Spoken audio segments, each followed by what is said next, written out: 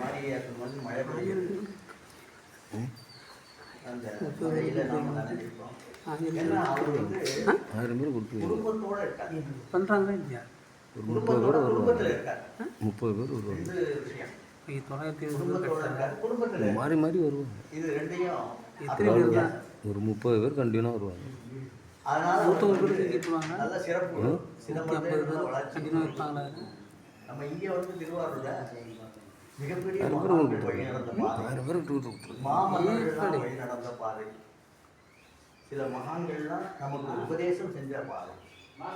என்ன ஒரு மடப்புறம் தட்சிணாமூர்த்தி சாமிகள் பெரிய வித்வான் ஒருத்தர் பார்க்க வர்றாரு. மடப்புறம் தட்சிணாமூர்த்தி சாமிகளுக்கு ஒரு 2 வார்த்தை தான் சொல்லார். பெரிய வித்வான் ஒரு சுடுகல்ல உட்கார்ந்துருக்கார். சூடான கல், அந்த கல்லில் உட்கார்ந்துருக்கார். அவர் அந்த ஒரு கூட்டத்தோடு வர்றாரு. மடப்புறம் தட்சிணாமூர்த்தி சாமி பார்க்கணும்னு யாருன்னு தெரியல அவருக்கு. பார்த்தோம் கூட்டமாக நிற்கிறாங்க. இவர் தான் தட்சிணாமூர்த்தி சாமின்னு சொல்கிறாங்க. போய் பார்த்துட்டாரு.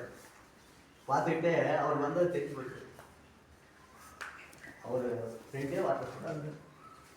பட்ட மரம் நிழல் சுட்டகள் சுவையறியும். பணம் ஓடி போயிட்டார்.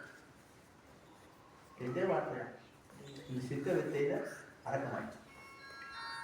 ஏன்னா இந்த விளக்கத்தை சித்த வேதத்தில் கிடைக்குது. அவர் சொன்னது விளக்கம் வேற. உட்கார்ந்து பேசிக்கிட்டே இருக்காரு. போங்கடா, அவங்களை காப்பாத்துறா அப்படின்னு சொல்றாரு. திடீர்னு பேசிக்கிட்டே இதை சொல்றாரு. அங்கேருந்து 2 மணி நேரம் கழிச்சு ஒருத்தர் வர்றாரு. சாமி நீங்க காப்பாற்றிட்டீங்க சாமி.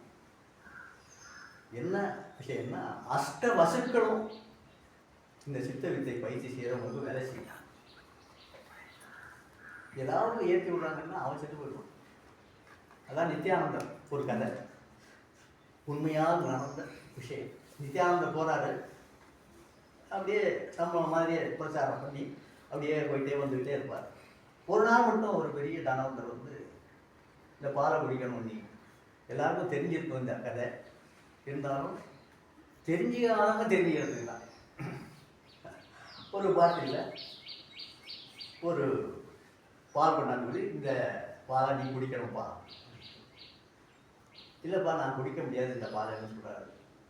இல்லை நீ வந்து நல்ல சித்தர் தானே, மகான் தானே, நீ இதை குடிச்சாகணும். இல்லை நான் இதை குடிக்கக்கூடாதுப்பா அப்படின்னு சொல்கிறார். அவர் தெரிஞ்சுக்கிட்டு சொல்கிறார் 2 வார்த்தை. நான் இதை குடிக்க மாட்டேன்ப்பா, நான் இதை குடிக்கக்கூடாதுப்பா அப்படின்னு சொல்கிறார். 3வது முறையும் அதை குடிச்சு தான் ஆகணும் சொல்லி. அப்புறம் சொல்கிறாரு, நீ நான் இதை குடித்தா நீ செத்து போயிடுவேப்பா அப்படின்னு சொல்கிறாரு. குடிச்சு தான் ஆகணும். குடிச்சிட்டாரு, அவன் செத்து போயிட்டான். உடனே குருநாதர்கிட்ட போகிறாரு. மூஞ்சிலே முடிக்கக்கூடாது, போடா வெளியில் அப்படிங்கிறார் நித்யானந்தம். மூஞ்சிலே முடிக்காத. நம்ம எதுக்காக வந்திருக்கோம்? இந்த ஜீவர்களை காப்பாற்றுவதற்காக, வழி நடத்துவதற்காக வந்திருக்கோம். நீ சாவடிச்சுட்டு வந்திருக்க, போ வெளியே. அப்புறம் வெளியில் போயிட்டார். அப்புறம் தெரிஞ்சுக்கிறதுக்கு ரொம்ப நாள் ஆச்சு. அப்புறம் தியானத்தில் உட்கார்ந்துருக்காரு. சாமியை எப்படியாவது சாமியை பார்க்கணும்னு தியானத்தில் இப்படி தான் உட்காந்துருக்காங்க. திடீர்னு இது உள்ள வந்து பார்க்குறாரு சாமி மூஞ்சி. அதான் அந்த போட்டாவில் இருக்குது. இந்த போட்டாவில் 2 பேர் ஒன்றா போட்டா தெரிஞ்சுக்கணும். அதான் அந்த போட்டா. இப்போ ஜீவர்களை நாம் காப்பாற்றுவதற்காக, அடிமைப்படுத்தாமல் அவர்கள் புரிய வைப்பதற்காக இந்த சித்த வித்தை நம்ம பயின்று. எல்லாரும் நல்லவங்க தான். அவங்களோட அறிவு தான் அவங்க. திருடன் இருக்கான், பொய் சொல்றவங்க இருக்கான், பஞ்சமா பாதகம் இருக்கான். அந்த கூட்டத்தில் நடுவில் நாங்கள் இருக்கோம். அந்த மனசில் அவங்களுக்கு ஒட்டாமல் நாம் எப்படி மனசை ஒட்டும்? அவ்வளோதான். அவங்ககிட்ட நம்ம மனசு ஒட்டாமல் நம்ம எப்படி அந்த மனசை வச்சுக்கணும்? இதை தெரிஞ்சுக்கிட்டாங்க. சித்தத்தை நான் பெரிய ஒரு விதமான ஒரு மனிதனாக திறமையுடன் பொறுமை வேண்டும். திறமையான பொறுமை என்ன? மாலை போட்டிருக்கான் ஒருத்தன், சபரிமலைக்கு இது மாலைக்கு போகிறேன், மாலை போட்டுக்கிட்டு திடீர்னு ஒருத்தவன் தான் பெரிய பேச்செல்லாம் பேசினான். மாலை போட்டிருக்கேன்னு பார்த்தேன் அவனை. அப்படின்னா அவன் பண்ணதுலாம் மாலை போட்டு என்ன மாலை போட்டிருக்கேன்னு பார்த்தேன் ஒன்று. இல்லைன்னா என்ன செஞ்சுருக்கேன்னு தெரியாதுன்னா போட்டு வேஸ்ட். அதனால் வந்து போகிறோம் வீட்டுக்கு, வீட்டுக்கு போன உடனே எங்கே போயிட்டு வர்றீங்க? இதான் வேலையாக போச்சு உங்களுக்கு. உனக்கு இதான் வேலையா அப்படின்னு சண்டை போடலாம் கொண்டாடிட்டு வேஸ்ட், சித்தரித்து வேஸ்ட். அதாவது சொல்லி வச்சுட்டாங்க. இப்போ நீங்கள்லாம் வந்திருக்கீங்க, அதுக்காக பெண்களுக்காகவே ஒரு பயிற்சி சொல்லி சிந்தனையில் உயர்ந்தவர்கள் சீர்திருத்த முறைகான உழையும் போது சொந்த மனையாலே முதல் எதிர்ப்பாகும்.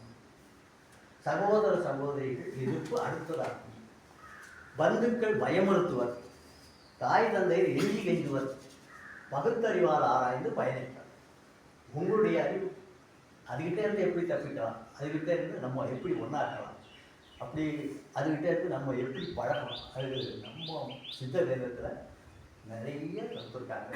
அதில் வந்து உலக சாந்திக்குள்ள ஜீவிதம் ஒரு தடவைக்கு 3 தடவை படித்து பாருங்க. எல்லா ரகசியமாக இருக்குது.